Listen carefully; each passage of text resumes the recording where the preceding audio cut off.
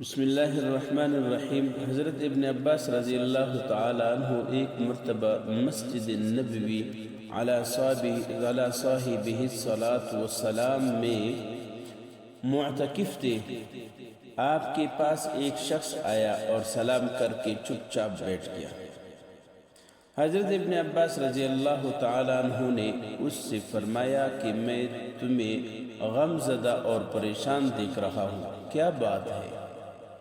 اس نے کہا، اے رسول اللہ کے چچا کے بیٹے، میں بے شک پریشان ہوں کہ فلان کا مجھ پر حق ہے، اور نبی کریم صلی اللہ علیہ وسلم کی قبر کی طرف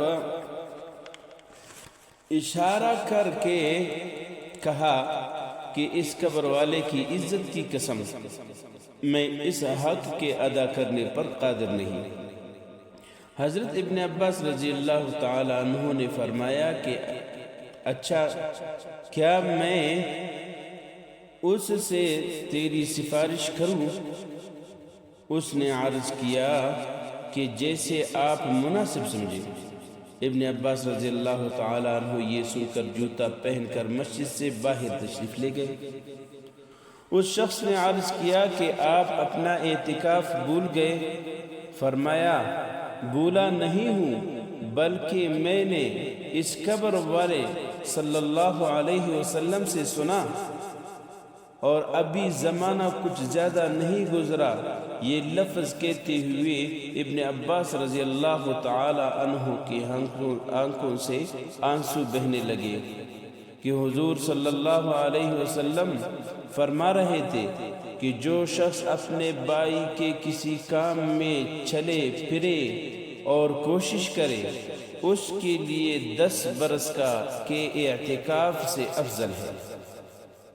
یعنی جو آدمی بھی اپنے بھائی کے کسی کام میں چلے پھرے اور کوشش کرے، اس کے لیے 10 برس کے اعتکاف سے افضل ہے۔ اور جو شخص ایک دن کا اعتکاف بھی اللہ کے رضا کے واسطے کرتا ہے تو حق تعالی شانہ اس کے اور جہنم کے درمیان 3 خندق آڑ فرما دیتے ہیں، یعنی جن کی مسافت آسمان اور زمین کی درمیانی مسافت سے بھی زیادہ چوڑی ہے۔ اور جب ایک دن کے اعتکاف کی یہ فضیلت ہے تو 10 برس کے اعتکاف کی کیا کچھ مقدار ہوگی۔ دعا ہے اللہ تبارک و تعالی سے کہ ہمیں اعتکاف میں بیٹھنے کی توفیق عطا فرمائے۔